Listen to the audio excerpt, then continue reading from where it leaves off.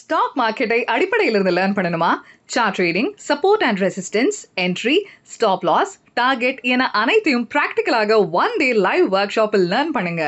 Call 8072586715. Link in description. Hello sir, வணக்கம். Welcome back to magic 20 Tamil. வணக்கம். The final trade. வணக்கம் Vijay sir, கடந்த ஒரு 7 நாளாவே நிப்டி வந்து 2% கிட்ட குறைஞ்சிருக்கு. இன்னைக்கு பாத்தீங்கன்னா நிப்டி 50 ஒரு 76 புள்ளிகள் குறைஞ்சு 24,078லயும், சென்செக்ஸ் ஒரு 325 புள்ளிகள் சரிஞ்சு 76,999 ட்ரேட் ஆயிட்டு இருக்கு சார். தொடர்ந்து சரி இதை சந்தை, இதை பத்தின உங்க கருத்து என்ன?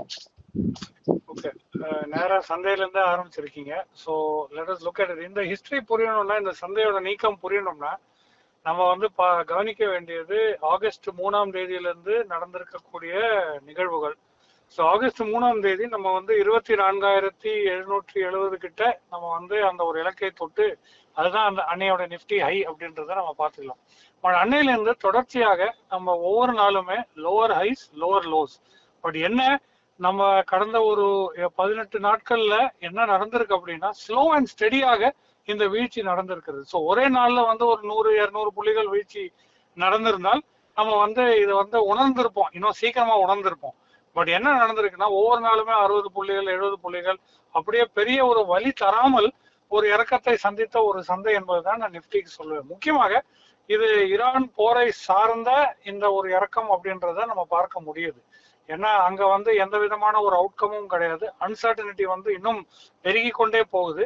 அதே சமயத்துல கச்சா எண்ணெயுடைய விலை வந்து இன்னைக்கு பாத்தீங்கன்னா ஆல்மோஸ்ட் $90-91, அட்லீஸ்ட் பிரெண்ட் க்ரூட் வந்து $91 ஒரு பீப்பாக்ன்றது வரும்பொழுது டெஃபினட்டாக சந்தைக்கு வந்து ஒரு நெகட்டிவ் இம்பாக்ட் தான் கொடுக்கறது. இது ஒரு புறம்.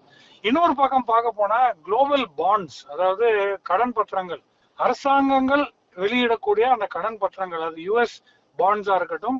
நேற்றைய தினம்லாம் பாத்தீங்கன்னா 19 வருஷத்துல எட்டாத ஒரு உச்சத்தை வந்து அந்த பாண்ட் ஈல்ட்ஸ் வந்து நேற்றைய தினம் யூஎஸ் தொட்டிருக்கிறது. 30-year ட்ரெஷரி 5.33 கிட்ட தொட்டிருக்கிறது.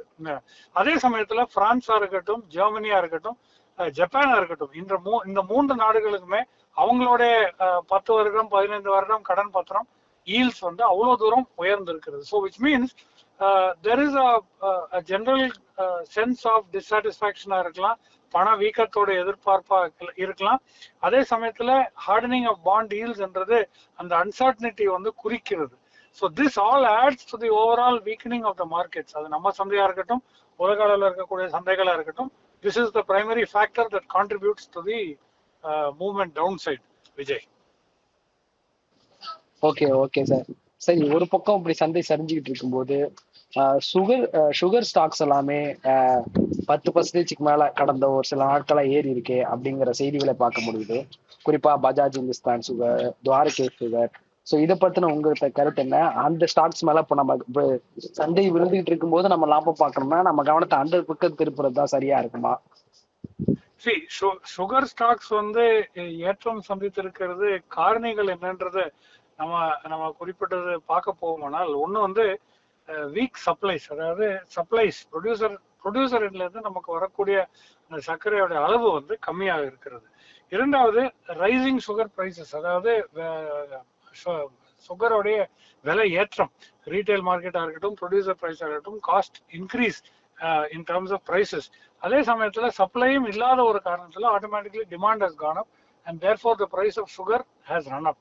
ஸோ ஆக்சுவலி நம்ம குளோபல் சந்தையில பார்க்க போகுமானால், in fact there is a limitation of sugar availability என்பதையும் நம்ம பார்க்க முடியுது. ரொம்ப முக்கியமான ஒரு காரியமாக இருக்கிறது. ரா சுகர் பிரைசஸ், நீங்க இன்டர்நேஷனல் மார்க்கெட்ல ரா சுகர் ஃபியூச்சர்ஸ் பிரைசஸ், நியூயார்க்ல வந்து ட்ரேட் ஆகக்கூடிய கமாடிட்டி மார்க்கெட்ல ரா சுகர் பிரைசஸ் வந்து ஹையஸ்ட் லெவல் மே 25, அதாவது 2025ல இருந்து இன்னைய நாள் வரைக்கும் நம்ம பார்த்தோம்னால் ரா சுகர் பிரைசஸ் வந்து அங்க கமாடிட்டி பிரைசஸ்ல ஹையஸ்ட் லெவல்ல தொட்டிருக்கிறது என்பதையும் பார்க்க முடியுது. So it is a combination of factors, non availability, global increase in sugar prices, shortage of supply and higher demand. Plus நம்ம அடுத்த வருகின்ற குவார்டர்ஸ் எல்லாமே ஃபெஸ்டிவல் சீசன் தான் இந்தியாவில். Demand for sugar is likely to rise. So டெஃபினட்டா prices வந்து கொஞ்சம் ஸ்ட்ராங்கா இருக்கக்கூடும். And that is the reason why sugar producer prices வந்து ஸ்டாக் மார்க்கெட்ல இவ்வளவு தூரம் ஏற்றம். அதே சமயத்துல அரசாங்கம் வந்து duty free import of sugar அப்படின்றத பெர்மிட் பண்ணக்கூடிய ஒரு பாசிபிலிட்டி இருக்குது என்பதையும் நம்ம தெரிந்து கொள்ள வேண்டும். பட் ரைட் நவ் நீங்க கேட்ட கேள்விக்கு sugar at least for Q2 and Q3 should be on our watch list. Buy on dips என்பதுதான் அதோட ஸ்ட்ராட்டஜியா இருக்கும்ன்றது நான் நினைக்கிறேன். விஜய் சார், நாம இப்ப டிஸ்கஸ் பண்ண இந்த காரணிகளுக்குள்ளேயே டிஃபென்ஸ் இண்டெக்ஸ், டிஃபென்ஸ் ஸ்டாக்ஸ் இருக்கு இல்லையா, அதோட இண்டெக்ஸ் வருது. குறிப்பா கடந்த 4-5 நாட்களா வந்து ஷார்ப் ரேலி போயிருக்கு, இன்னைக்கு கொஞ்சம் குறைஞ்சிருக்கு. அப்ப இது வந்து நான் டிப்னு எடுத்துக்குவா. டிஃபென்ஸ் செக்டர்ல என்ன நடக்குது? இல்ல, டிஃபென்ஸ் வந்து ஒரு long term investment plan Vijay. நான் வந்து அது ஷார்ட் டேர்முக்கு வந்து என்னைக்குமே சொல்ல மாட்டேன். And it is one of those sectors that we should look at it for the next growth phase. சந்தையோட பெரிய அளவுல growth ஃபேஸ்ல இருக்கக்கூடிய கான்ட்ரிபியூட்டிங் ஒரு இண்டெக்ஸ் அல்லது செக்டர்ன்றது டிஃபென்ஸ்.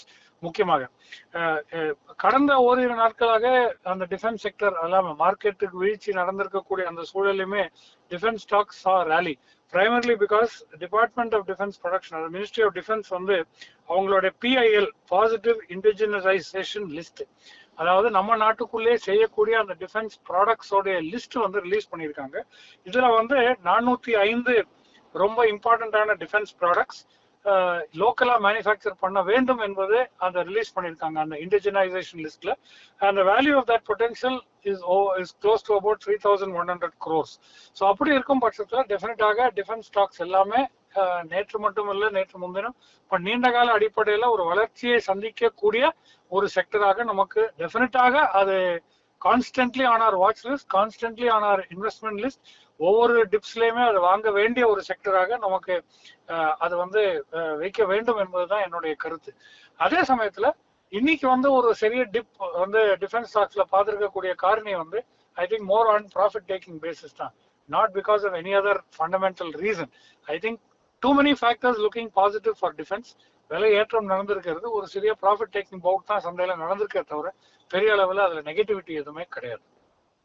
விஜய் ஓகே சார், இப்போ நம்ம இந்த வாரத்தோட மத்தியில இருக்கோம், புதன்கிழமையில. ஸோ மற்ற 2 நாட்கள் சந்தையில எப்படி இருக்க போகுது? மீண்டு வருமா, இல்ல நம்ம அந்த நேரத்துல என்ன பண்ணலாம்? Tricky question. பட் என்னை பொறுத்த வரைக்கும் டவுன் சைட் ப்ரெஷர் இன்னும் சந்தையில அதிகமாக தான் இருக்கிறது. ஸோ ப்ரெஷர் அந்த downside is definitely high என்றுதான் எனக்கு தெரிகிறது. ஸோ இன்னைக்கு வந்து நம்ம எதிர்பார்த்த வண்ணமாக 24,450 அந்த ரேஞ்ச் எல்லாம் தொற்றிருக்கக்கூடிய, அந்த இலக்கையை தொற்றிருக்கக்கூடிய ஒரு லோ நிப்டியில நம்ம பார்த்துருக்கிறோம். நாளைக்கு வந்து மோஸ்ட் இம்பார்ட்டன்ட்லி அந்த 24,000 என்ற அந்த சைக்கலாஜிக்கல் லெவல் டிஃபென்ஸ் செய்ய முடியுமா என்பதுதான் ரொம்ப முக்கியமான ஒரு ஃபேக்டராக இருக்க போகுது.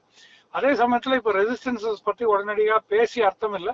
But for strategic and statistical purposes 24,150, 24,240 என்ற ரெசிஸ்டன்ஸ் லெவல்ஸ் தான் முக்கியம். பட் மோர் இம்பார்ட்டன்ட்லி நாளைக்குள்ள அந்த சப்போர்ட் லெவல் 24,000 டிஃபென்ஸ் செய்ய முடியுமான்றதுதான் மோஸ்ட் இம்பார்ட்டன்ட் ஃபேக்டர்.